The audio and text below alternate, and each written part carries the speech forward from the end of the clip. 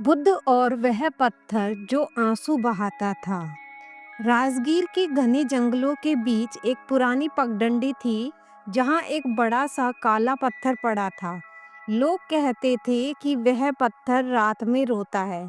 उसके आंसू सुबह ओस की तरह चमकते थे। गांव वालों के लिए यह डर का विषय था, लेकिन बुद्ध को जैसे किसी ने भीतर से पुकारा, आओ, मुझे मुक्त करो। रोते पत्थर की कहानी। बुद्ध उस रात अपने शिष्यों के साथ उसी जगह पहुंचे।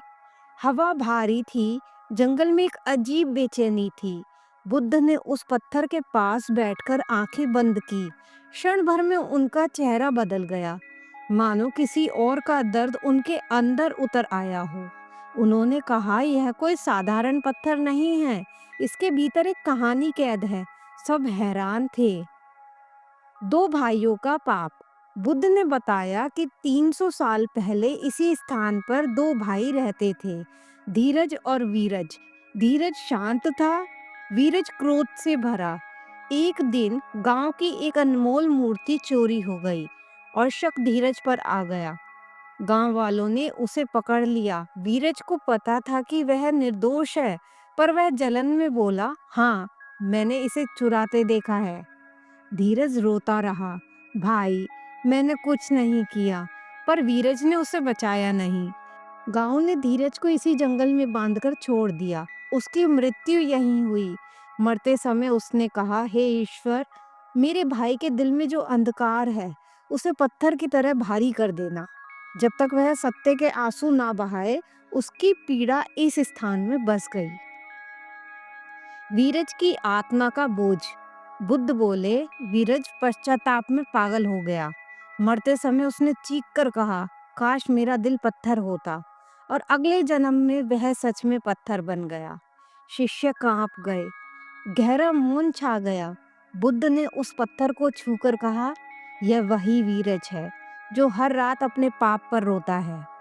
करुणा का चमत्कार। बुद्ध ने पत्थर के सामने दीपक रखा। उन्होंने शिष्य से कहा, करुणा से बड़ा कोई दंड नहीं और करुणा से बड़ी कोई मुक्ति नहीं। उन्होंने धीरज की आत्मा को स्मरण कर ध्यान लगाया और कहा, अगर तुमने अपने भाई को क्षमा किया है तो उसे मुक्त कर दो। तभी पत्थर गर्म होने लगा, हल्की दरार आई और एक धुएं सी आकृति उभरी, वीरज की पछताई हुई आत्मा। उसने रोकर कहा, गुरुवर, क्या मेरा पाप धुल सकता है?